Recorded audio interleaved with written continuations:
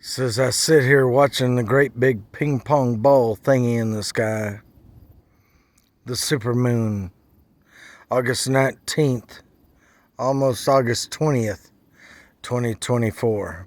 I remember the first adventure where I saw the supermoon.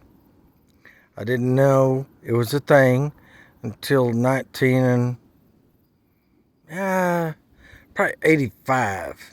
85 or 86. 85, 86. I'm going to go with one of those. 85, 86.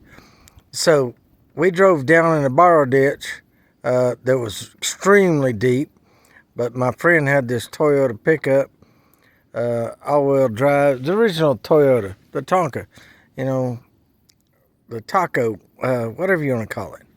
And we sat out there for 4 hours and watched the supermoon. And what was cool about it was the atmosphere was perfect that night. And it had a halo around the supermoon. And the halo lasted for hours. It was epic. We listened to Pink Floyd, Dark Side of the Moon. No kidding. Or Stuck Out There in the Ditch. And after we watched this moon pass over, we watched it for 4 hours. It went from little over there to way over there. 4 hours easy, maybe longer. And we might have been having a good time. We watched that supermoon. It was awesome. And seems like it was a little higher. It does get higher in the equinox later. But right now the supermoon is down low. Kind of probably about the equator. And we watched that thing. We listened to Dark Side of the Moon. It was weird. It was about 2 o'clock. Highway patrolman pulled up on us. Pulled up, said, "What are you boys doing?" He had no idea we were there. We surprised him when he came up on us. He's like, "I'm listening. All these cattle are raising hell tonight. Just started a few minutes ago." I'm not going to pick it up on the camera. It's too windy. But he's like, what are you guys doing? "Oh, we're stuck in the ditch." He's like, "Well, it's four-wheel drive. Will it drive out?"